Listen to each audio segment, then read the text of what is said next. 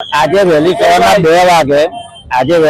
2 વાગે એક મેલ દ્વારા કોર્ટ કોમ્પ્લેક્સને એવી જાણકારી આપવામાં આવી કે 2 વાગ્યાના મેલમાં એવી હકીકતની જાહેર કરવામાં આવેલી કે સુરત ડિસ્ટ્રિક્ટ કોર્ટના કોમ્પ્લેક્સમાં બોમ્બ ડિપ્લોય કરવામાં આવેલ છે।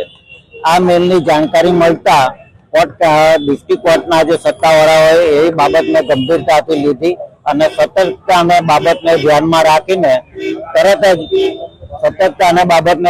રાખીને તરત જ સુરત પોલીસ ડિપાર્ટમેન્ટને એની જાણકારી આપવામાં આવી। સુરત પોલીસ ડિપાર્ટમેન્ટ દ્વારા પણ એ બાબતને ગંભીરતાથી ધ્યાનમાં લેવામાં આવી અને સુરત ડિસ્ટ્રિક્ટ કોર્ટમાં જે આવતા લોકોના તથા સુરત ડિસ્ટ્રિક્ટ કોર્ટમાં કામ કરતા બધાની સલામતીને ધ્યાનમાં રાખીને તુરંત જ સુરત પોલીસ દ્વારા અત્યારે એની તપાસની કામગીરી ચાલુ છે અને ડોગ સ્ક્વોડ તથા અન્ય એફએસએલની ટીમ તથા સુરત ડીસીબી ક્રાઇમની ટીમ દ્વારા તપાસની કામગીરી ચાલુ છે।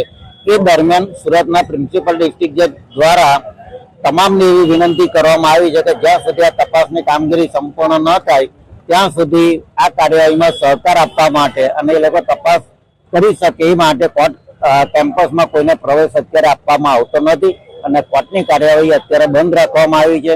તપાસની કાર્યવાહી પૂર્ણ થાય અને સીધનો મેસેજ આવેથી કાર્યવાહી શરૂ। કોર્ટમાં આજે સવારથી બોમ્બ મૂકવા બાબતની એક ચર્ચા ચાલી રહેલી છે અને સવારથી જ બોમ્બ સ્ક્વોડ અને સુરત પોલીસ તરફથી કોર્ટ બિલ્ડિંગની તપાસ થઈ રહેલી છે।